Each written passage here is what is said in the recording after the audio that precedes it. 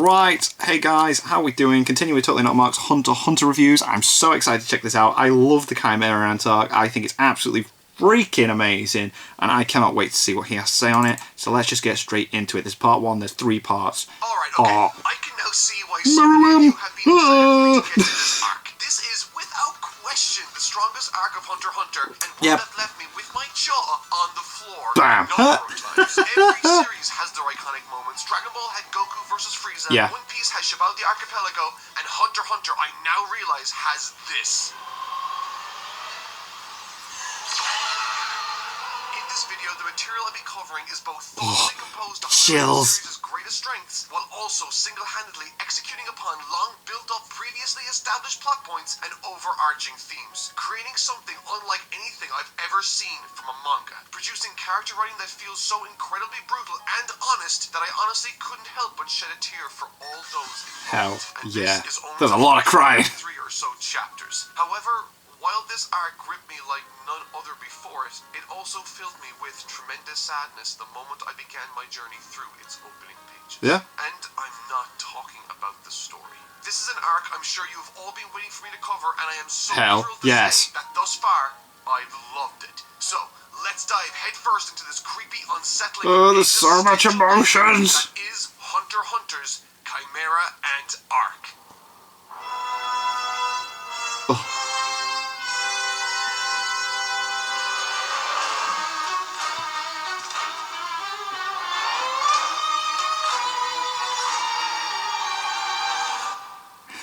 If it's okay with you guys, I sort of want to kick off this video with a somber and rather serious subject. As I've already mentioned in the opening, this week's material brought to light something that deeply saddened me. In part due to the pervasive despair that coats the pages of its narrative, but also due to one undeniable issue lingering in the background of indeed this arc and the entire series. What's that? Yoshihiro Togashi's dwindling health and output. May have noticed in my videos is that I haven't drawn attention to or outlined a single one of Hunter x Hunter's most commonly known issues. Its seemingly never-ending string of increasingly long hiatuses, the bad art that accompanies it on occasion, and even the vitriolic or disparaging comments the wider anime community lobs Hunter x Hunter's and sometimes even Togashi's way because of them. For the purposes of this video, I was required to read volumes 18 to 21 of the manga, written and illustrated by Togashi himself. From as early as volume 1, it became tradition for Togashi to address his audience with either a joke of some description or some important news from his life in these volumes. And then it changes? In prior volumes, these segments have been a way for Togashi to communicate with us about a fun holiday he recently returned from. It acted as a place for him to announce his marriage to the woman he loves, and even the birth of their first child together. It's all been positive, and normally this is something I look forward to reading before I've opened any of the volumes throughout my read-through. However, when I opened these specific volumes, the messages from Togashi painted a very different and very sad picture. Volume 18. I had to redraw a lot of this volume too. Volume 19. This volume was even more work. Volume 20. Nothing. With volume 21 reading like a plea for help, or at the very least, that's sad. I'm just barely getting by. For those of you that aren't aware of this, up until the beginning of the Chimera Ants arc, Hunter x Hunter, while missing certain weeks here and there, was predominantly a consistent weekly series in Shonen Jump like any other. Its art, with very few exceptions, was pristine, regardless of whether you were reading the original magazine publication weekly or the compiled volume later. However, as Togashi waded into the Chimera Ants arc, the breaks between releases became larger and larger due to serious health complications Togashi suffered with. This resulted in the majority of the chapters hitting Weekly Shonen Jump in an entirely unfinished state. Oh my god. No. These unfinished pages have spread all over the internet and have severely misled fans about what the Hunter x Hunter manga actually looks like. When I Jesus Christ. I was flooded with messages from people attempting to dissuade me from reading the manga as my primary source. Really? Oh god. Partly based on the idea that these unfinished pages represent what the manga has to offer. But the thing is, I'm reading the collected volumes of this series, and with each new release, Togashi has gone back over and redrawn or touched up all of the unfinished chapters. Despite his chronic health conditions, Togashi he's still gone back and fixed it. Finish or redraw all of them. Jesus. They look absolutely amazing. It's a meme on this channel channel to say things are the best yet, but the content in these finished volumes is genuinely some of his absolute best work, and not even remotely in the realm of novel or scribbles. Over my career as a review channel, whenever I began a new story, there were always those that would disparage me from choosing to read the manga over the anime. Every community has its own challenges, but in the case of Hunter x Hunter's, it was the widespread misinformation concerning Hunter x Hunter's manga. I received hundreds of posts showing me the bad artwork and citing that as a reason to not read the manga primarily, and yet now, having arrived at the quote, bad bits, over it still looks good. Through the series, I found that not only have I never encountered a single bad or unfinished product, but it's also been stunningly beautiful. Wow, okay. I'm aware that I'm not 100% up to date yet, and if I get there and find that there text. I will acknowledge and talk about them, but thus far, over 20 volumes deep, the rhetoric that Hunter x Hunter's manga is ugly or lacking in any way is a misguided exaggeration that flies in the face of Togashi's wow. Now, I'm not going to drone on any further. Instead, I will let Togashi's work speak for itself throughout this video. Oh yeah, by the way, did I mention that the beginning of this arc is incredibly weird and sort of cheesy? As mentioned above, it is a bit strange, isn't it? Interesting and beautiful imagery, yes, and while the start of this arc is no different, it is set apart almost immediately from the other arcs in this series. Between every story so far, the Hunter exams, the One Family arc, the Heaven's Arena arc, the York New and Greed Island arcs, Hunter x Hunter has almost made it its life's mission to tie every single arc seamlessly together, allowing for the story to naturally keep going and flow, yeah. The Chimera Ant Arc does not do this, or at least it doesn't as much as the others, and as a result of that, for the first few chapters of this arc, I was really worried that this highly praised arc was going to be disappointing. Spoilers, it wasn't. No. Largely, the beginning portion of the story looks as though it was shot like one of those cheesy old-timey monster movies from the 30s. Yeah, a little bit, I get that. Authentic giant chimera and bug monster. One of the biggest revelations at this time was that of this character, the Chimera Ant monster. The Queen. While unique, it didn't strike me initially as being designed to emote in any meaningful way, and if I'm being honest, unlike the driving forces behind many of the prior arcs, we didn't have a tie to this arc's antagonist in any meaningful way, or at least not in a way that we were aware of, which I think largely contributed to this arc's slow start for me predominantly. But that's not even to say that its weakest part didn't have amazing and touching moments. Right. Establishing a character's defining actions like a young boy trying to defend his little sister from this Chimera Ant monster helped to establish the antagonistic force of the story, as well as set the yeah, they do not care. Now, this introduction was fine, but compared to the other arcs, it felt lukewarm, and the last thing I wanted was to watch a story waste Kite's reintroduction to the series, seeing how hyped I was having just finished Greed Island. And for those of you who haven't seen or read this arc, in short, it might sound like the antagonistic and protagonistic forces have nothing to do with each other, and in a way, you're right. Yeah, at the moment, yeah. They do kind of like just jump into each other. All the while, on the other side of the world, the Chimera Ant Queen slowly begins to kill animals and eventually people. Yeah, starts feeding. Trying to grow her family with the goal of one day, in the not-so-distant future, of giving birth to the Chimera Ant King. And that's the beginning of this arc in a nutshell, really. One plotline that, well, doesn't have any particular direction, and another that feels like a run-of-the-mill monster movie. Both fine, yes, but not at all connected. However, that doesn't last, and what comes next is the absolute best or most raw material I've yet seen produced by Hunter.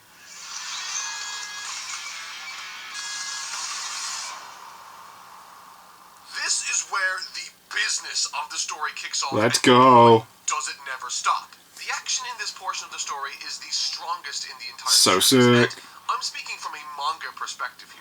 People can give the initially released sketches all the grief they want in the world, but at the end of the day, the finished manga speaks for itself. Yo. Because once Kite and the team are enlisted into the NGL zone to investigate the infestation of Chimera Ants, the scenarios and encounters they experience, the deeper they go into the sinister wilderness, the more visually stunning the manga looks, and the more intense the story. It is intense, and it gets dark, and it's like, oh my god! Horrific horror element to this story that while it began in a much less it is so horrific at parts of this story. Into a more sophisticated product. Boom. When a manga can do something creative with its paneling, and Togashi employed a simple but brilliant choice to Killua's battle in the forest of the NGL zone alongside Kite and Gon. After being stung by this scorpion chimera, there's a moment where we think Killua could conceivably be in trouble. Nah. Some quick panels to establish the point. Nah. And then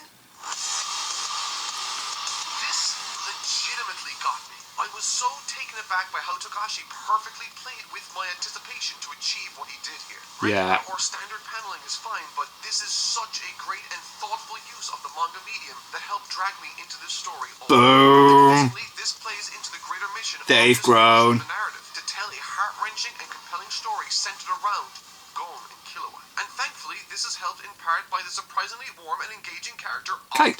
Yeah. Personally, at the beginning of this, I was very worried that he would fall to the wayside and feel like a one-note character, but Togashi made sure to add plenty of depth and texture to his character. Whether it be through his position as a mentor to the two boys, or peeks into his mind as he thinks about how amazing they really are, and you even see that he has some comedic elements that didn't yeah, his net ability is quite funny. His more serious traits. Additionally, and this is where the scene impressed me the most early on, it made full use of Kite's character in the same breath as the Chimera Ants. Oh my god. Oh my god. So, something I've neglected to mention thus far was how much characterization and time Togashi granted these dangerous monsters to humanity. So much so that through the process of getting to know them, I actually started to respect and like some of the ants. That visualization on that. A great gray area for us, not necessarily due to what he does or what he says, but where we know those words are coming from. This is clearly a Chimera Ant that possesses the mentality or personality of that protective older brother killed in the previous scenes, and as this ant is contrasted with the rest of the Chimeras he's in company with, that otherwise were made up of criminals that met a similar fate, it helps to highlight thematically a rather strong message of this arc. It's not what they look like that defines who they are, it's what they do with that power. And given what later happens in this arc, I'm wondering what sort of mirror this philosophy will hold up to the main cast if they are forced to act upon morally ambiguous impulses. And now, both sides of the conflict thoroughly explored with their nuances expressed, we are greeted by one of the most surprising and shocking scenes I've ever read in my life. Oh god. Straight away. From the beginning of this story, expressing my impressions of Gon's mindset and the contrast he creates with Killua. That they are both two extreme ends of what could ultimately be the same sort of person. Gon being one to throw caution to the wind and to always give everything. And Killua is very cautious. And Killua, someone that when forced with an unsure situation, runs. Yep. In this scene, Leg this it. dynamic is on display side by So side out of your depth. for all to see. As the three of them venture deeper and deeper into the forest in search of the nest, hopefully in an effort to eliminate these ants, Kite, Killua, and Gon are stopped in their tracks as Kite senses an approaching enemy. On top of this proving to be a terrific crescendo to the ever-building tension over the last while, it also made me leap from my seat in excitement as every single atom of this encounter was informed by character. Kite's mentor role, Pito's determination to seek Pito, man. Gon's readiness to fight Pito. despite what Kite said, and Killua's immediately knocking out of his best friend for his own sake. You don't have a chance. In my Attack on Titan video momentarily that one of the best attributes different scenes can offer is the question without an answer. If all your characters behave and act rationally without any flaws and never make any mistakes, then you have a boring scene. That's true. There's no texture there. There's no interest. Everyone needs to think However, differently. when you add that uncertainty to a scenario, you get a scene riddled with what ifs. Oh my god. What if Killua chose to stay? What if Gon managed Yeah, to avoid what would have Gon's happened? attack? Yeah. What if Kite got a better weapon? What if, what if, what if? This was the chapter I had to take a break for, and during the break my mind was left spinning, trying to determine who in fact was in the right here. Hunter x Hunter has gone out of its way to almost parody in every opportunity the shonen genre as a whole. Yeah. And in this scene, the most shonen event took place, but the heroes retreated. They ran away, the main cast are gone. If that was the right decision, highlighting once more Killua and Gon's greatest flaws, which just so happened to be what this arc is about. Additionally, something else which I think is noteworthy has to be Kite's demise here. In the manga, this is a massive subversion, both for Gon and us as the readers. Introduced to him in the first chapter, while this is a reunion of sorts, Kite primarily is someone that set the foundation for the Gon character we see today. And when we see him get torn away from us, we're left speechless. Surely this couldn't have happened just like this. Not after all this time we've waited. It's like what the actual flying. Wave of hope. Togashi takes full advantage of our perspective by placing some truly horrific imagery of Kite's Like we know he's dead. They don't. And while I mentioned this briefly last week, I do think it's worth mentioning one more time in this instance. The 2011 anime omitted this scene and as a result robbed it of the weight the manga otherwise gave it by design. In the manga, he's one of the first characters we're introduced to. He helps to inform who Gon eventually becomes, and the reunion we get to enjoy between the two characters is bitterly brief. But in the anime, he just, for all intents and purposes, despite the retroactive integration, is very much a new character that shows... Yeah, he established that before. Yeah, I see what you're saying. Yeah. Just comes out of nowhere. I was a bit like, I think I would have felt more if, yeah, we had, like, the build-up to it with that opening chapter. This kid was terrified. All the training they went through, all that they've overcome throughout this story. Seeing that look on Killua's face and the exhaustion he felt after simply running really puts into perspective the mindset he was in, as well as how... Yeah, he knew they needed to go. They needed to go. All the more. This is incredibly effective and potent storytelling. And with my mind now fixated... And we as the audience know how dangerous these Chimera Ants are. Oh. Jeez, speak of the devil, it's Netero. Yeah, when she got taken out, whoa. Ooh, that you really meant well. Well, of course you did.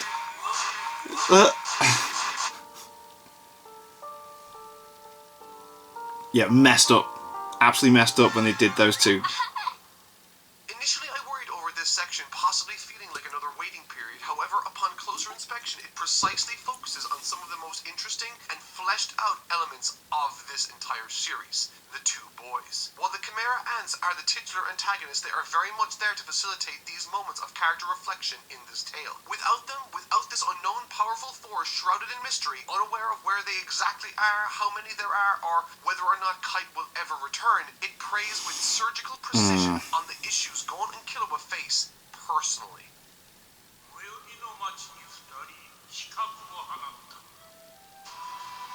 This scene was viciously interesting.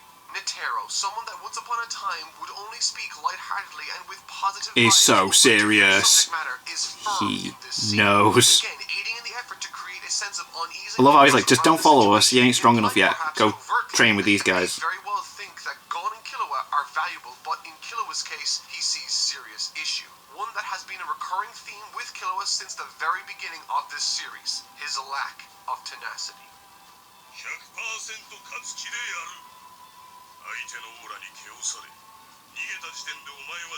Yeah. Damn. What I found most interesting when reading Netero's analysis of this situation wasn't what he said, but what he didn't say. And ultimately, my wondering over why he never said it. And that specifically concerns Gon and his shortcomings. Netero, throughout this exchange, seemed to fixate exclusively on Killua's issues. And this is the brilliance of this scene. Killua very much does have issues, and I think they are much more pronounced and therefore clearer to others when he engages with people. However, Gon's seemingly suicidal disregard for himself and, under the right circumstances, others around him have played a significant role in this series too, from as early as the first arc. But all of those instances or shortcomings seem to be much more closely linked to tenacity, or perhaps more dangerously can masquerade as tenacity.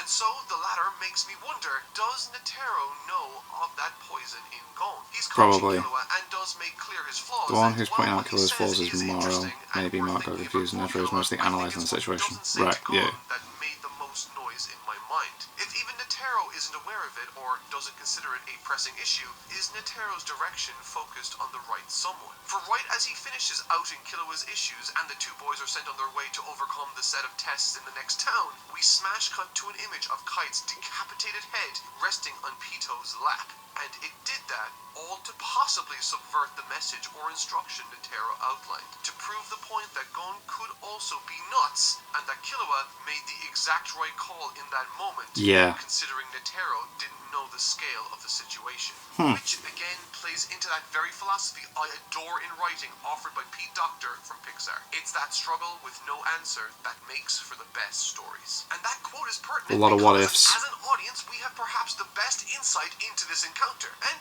I don't know about you, but it doesn't seem nearly as clean-cut as Netero is making it out to be. Killua does have this issue in him for certain, but perhaps in this instance, he was right. The right thing. Yeah. Jeez, I love this story. It's so complicated and it's so detailed. It's nuanced, and it's amazing. Alright, so this section of the story we're about to embark upon is set up to once again be a very stereotypical shonen subplot. Yeah. Wherein the two main Training. characters offer themselves over to a wonderful master, in this case Biscuit, in order to overcome the challenge of collecting their opponent's tiles, so as to qualify to help with the Chimera Ant problem before the king is born, and in case Netero and the other more advanced hunters need assistance. And before Pan cuts them into little pieces. Yeah, go on a date with her, go on a date with her, please. Shonen training arc I think I've ever seen. The boys are made to understand their circumstances. So they have to hold the Nen, don't they, for so long. And then they fail hard, and I'm here for it. I love that decision. In this training section, the two boys fail in their assignment, but in Knuckle? doing so, Is that his name, Knuckle? The exact lessons they needed to, or at least one of them does. And interestingly, despite the vast majority of hiccups, they come out on top in the end. Oh, well, okay. Not really. Kind of. It's okay, sort of. Let's take a look at this because it might be the highlight of the arc for me so far. Once we get to this town, the two boys must train, and we're immediately introduced to this charming character called Pam. She is depicted in just she's so strange. horrific way. Like, she looks like what would happen if you combine Sally from The Nightmare Before Christmas with a Dementor from Harry Potter. Her bloodthirsty eagerness to participate in this effort with Netero is honestly hilarious. Her straightforward, brutal honesty in the face of the boys' lack of development or progress really leads her to deliver some of the most dry and hilarious threats on their lives, contrasted beautifully with Gon's kind-hearted and she's like, oh, he was so cute. so many of her shots depict her with this wild jet black hair, totally oh my god, that looks so much more intimidating than in the anime. Whoa. Her piercing white eyes that cut through the darkness like a wild animal caught in the headlights. I'm not entirely sure what sort of role this character will play in the long run, but at the moment she's here to act as a threat, as I said, to the two boys if they fail, but primarily also a comedic. I think it's more comedic than that. Biscuit's here. The two boys at this moment in time are like chaos and order side by side. Too much chaos is utterly ineffective, and too much order meets pretty much the same fate. But honestly, Killua gets put on blast in this section quite a bit more than Gon does. In fact, a great scene takes place where even Biscuit takes Killua to task and tells him that either he overcomes this issue he seems to have trouble with, or he must leave Gon's Yeah, you're just gone. Yeah, leave him to be by himself. I couldn't help but think, why is no one taking Gon to task about his issue nearly as harshly? And then this happens. Oh my god.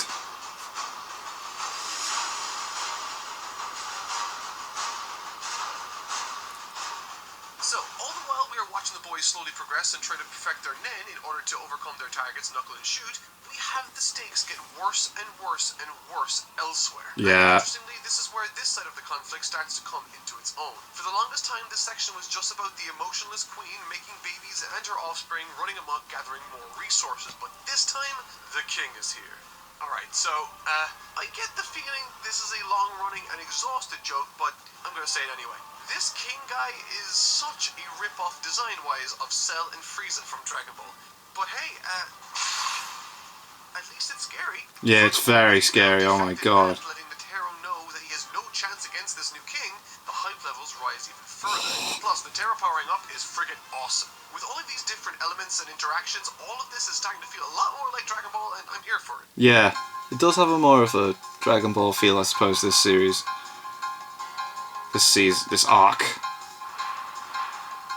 Alright, so look, this is the last day that Gon and Killua can fight them and qualify to help Netero in his effort with the Chimera Ants. They've gotten a ton stronger in the last month, and now it is go time. And the battle Gon has with Knuckles is phenomenal. Yeah. It depends on your knowledge and expectation to deliver its message. Obviously, Knuckle is an endearing character, and I do love him, but I also love He's so the loud. mechanic of Knuckles' Nen, which force Gon to be strategic and efficient with his movements. He can't rush in. It's a great pairing in combat. Killua's fight with Shoot, on the other hand, who forces him to be more direct and confident in his movements, is also great.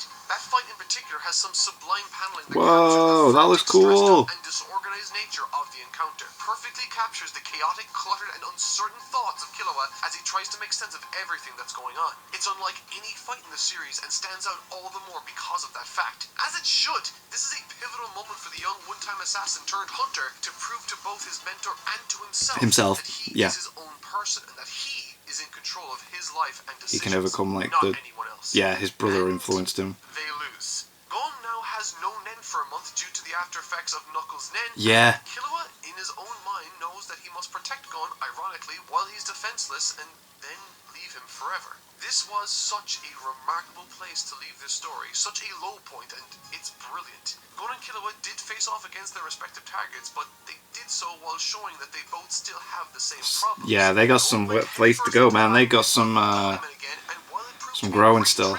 It was the same straightforward and unflinching approach which proved to be his downfall in the last encounter before he was ultimately defeated. And Killua, while he did eventually face him, he did so at the last possible moment. Which means these decisions these two kids made throughout this mini-arc could have been indicators for its ending to us as an audience. If we were paying attention, we could have seen this coming. This is such a brilliant section of the story. And then there's, well... yeah. This character, despite lacking, I assume, any heart or soul, is very much the heart and soul of this arc section. Oh my god. She is so damn funny in this manga. But again, there's this weird 22-year-old girl now being pacified with a possible date and relationship with a 13-year-old boy in Gon, who happens to be, by the way, a real ladies' man, and I don't know how to feel about that. Yeah. But it does help to facilitate one of the best Killua moments in the entire series. The fight against this random Chimera Ant he encounters pushes Killua more than I think any moment in this series has pushed him. He is petrified, shaking, and seemingly not at all emotionally prepared. They are also, because they've started to learn how to use Nen, haven't they? It's like, what? The very love Killua has for his best friend in the world was what made him approach this enemy without any intel or preparation. And the shot of him shaking and crying honestly hit me like none other in this arc. But it's that history that they shared which allowed him to overcome this serious issue he had. I'm not sure yet what the transmitter in his brain's knock-on effects might be for the series or his brother, or how he will react, but right now, Killua is an absolute badass. monster. Yeah. This is going to be fun. And okay, I know I hate to leave it here and break these arcs up like I have been, but with this one specifically, there's just Gonna have to. There's a lot. There is a lot in the Chimera Ant Arc. Jesus. I'll be back to continue this exceptional arc, and while I don't know what's still to come, I do know I am supremely excited to share my thoughts on it with you all next week. See you everyone, and thank you all so much for watching. I love the whole thing where, like, is it that Netero's in that box room, there's only one way in and out, and they teleport them in individually and you just keep taking them out one by one. So clever, because like, Netero just does what needs to be done, man. He's...